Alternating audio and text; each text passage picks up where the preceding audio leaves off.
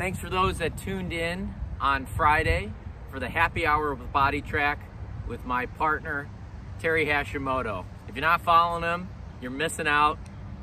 Not only is he brilliant, but he is highly, highly entertaining. So my man, this is for you. We were talking about the double tap. What is the double tap? We were talking about foot movement patterns.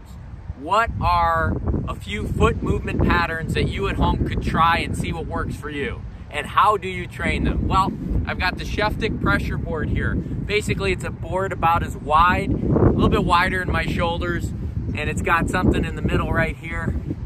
And basically, if I push down on this side, with my trail side, it'll go down. Push down on this side, with my lead side, it'll go down. All right, so I'm gonna put this on the ground. I'm gonna grab an iron. We're gonna talk about foot movement patterns, okay? Traces, which one is for you? Or is there multiple ones for you? It just depends what club, what type of shot, what you're looking to do. So first I'm gonna grab my 7-iron.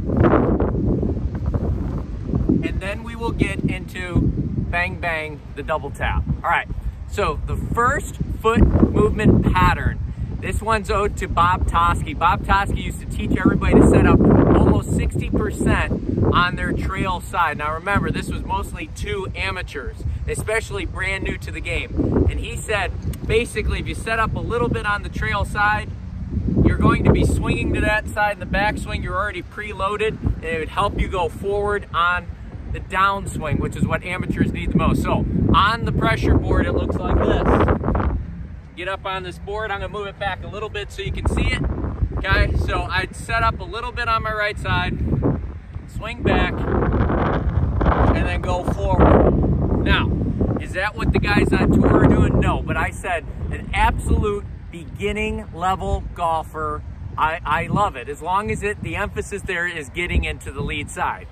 The next one we're gonna call the linear trace.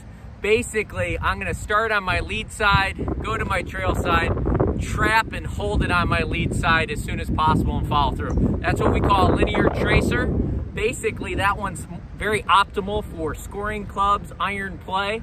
So I'll go ahead and do that. And by the way, most of the PGA Tour players that I work with have all demonstrated this trace. I didn't teach it to them, they were already doing it. That must be why they make so much money. So let's do that one.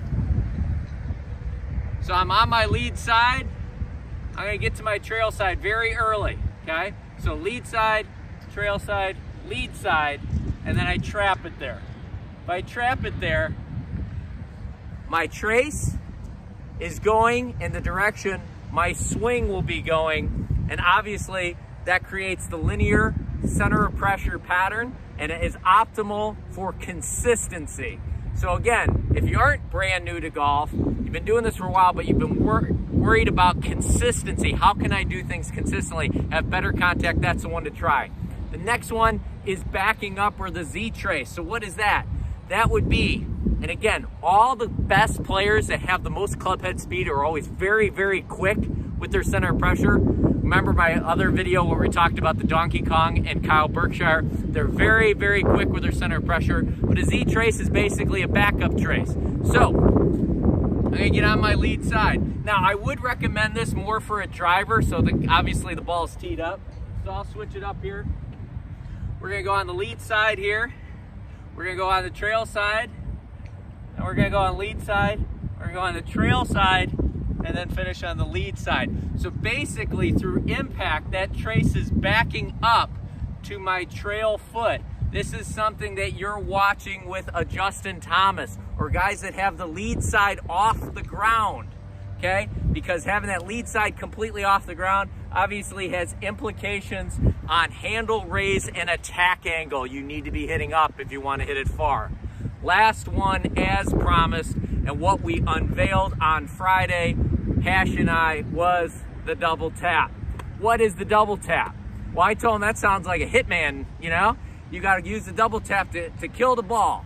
Well, basically, it's the backup trace twice. Here's what I'm talking about. You gotta be so quick with this. It's gonna be boom, boom, boom, boom, okay? That is gonna back up twice. Lead side, trail side, lead side, trail side. How do you train this? Well, obviously we could do that on the board. but you got to get your feet moving. I don't want to see stable, lazy feet. I need them moving back and forth. So I'm gonna go like this. I'm already shifting that pressure, lead side and trail side.